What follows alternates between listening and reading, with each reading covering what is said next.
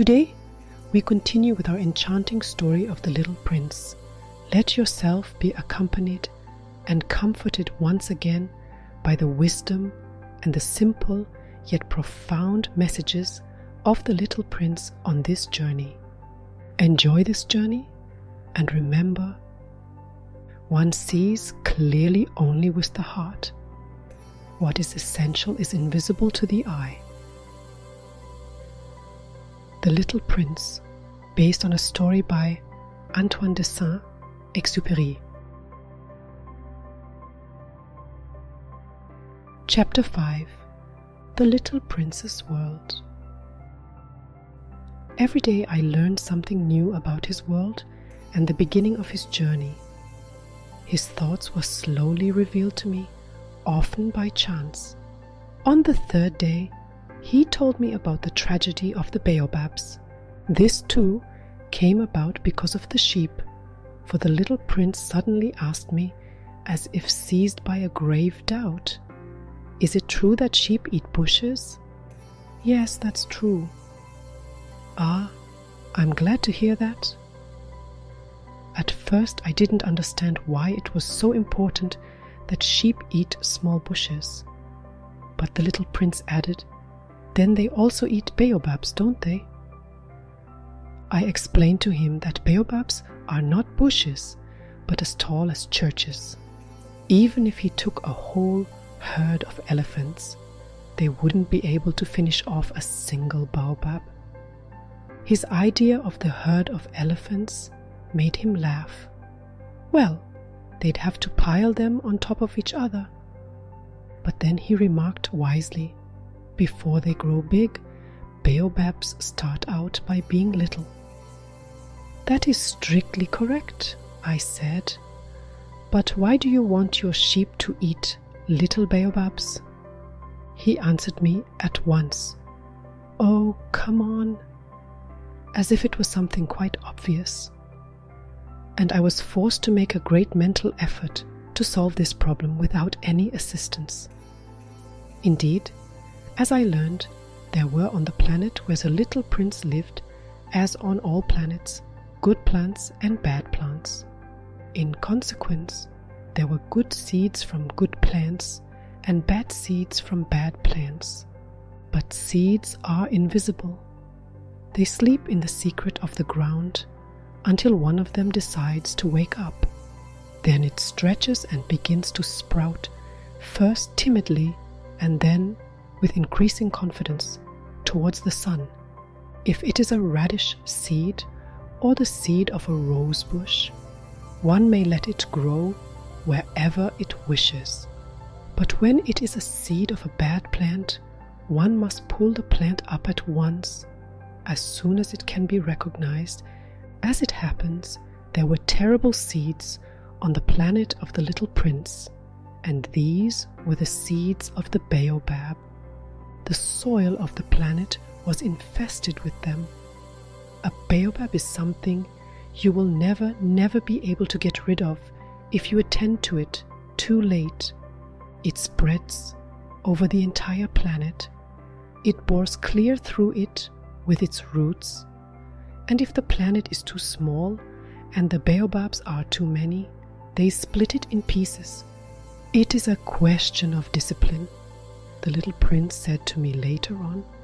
When you have finished your own toilet in the morning, then it is time to attend to the toilet of your planet, just so, with the greatest care. You must see to it that you pull up regularly all the baobabs at the very first moment when they can be distinguished from the rose bushes, which they resemble so closely in their earliest youth. "It is very tedious work," the little prince added, "but very easy." And one day he said to me, "You ought to make a beautiful drawing so that the children where you live can see exactly how all this is. That would be very useful to them if they were to travel someday. Sometimes," he added, "there is no harm in postponing your work until later. But when it is a matter of baobabs, that always means a catastrophe. I knew a planet that was inhabited by a lazy man. He neglected 3 little bushes. So, as the little prince described it to me, I have made a drawing of that planet.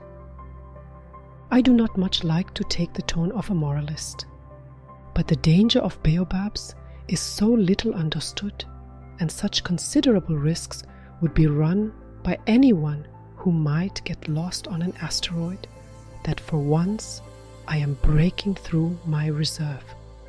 Children, I say plainly, watch out for the baobabs. My friends, like myself, have been skirting this danger for a long time, without ever knowing it, and so it is for them that I have worked so hard over this drawing. The lesson which I pass on by means of this drawing is worth all the trouble it has cost me. Perhaps you will ask me, why are there no other drawings in this book as magnificent and impressive as this drawing of the baobabs? The reply is simple. I have tried. But with the others, I have not been successful. When I made the drawing of the baobabs, I was carried beyond myself by the inspiring force of urgent necessity.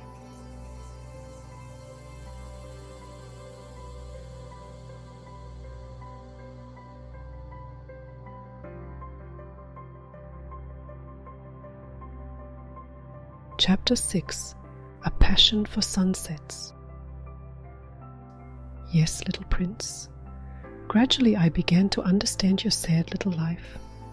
For a long time, your only pleasure had been the beauty of sunsets.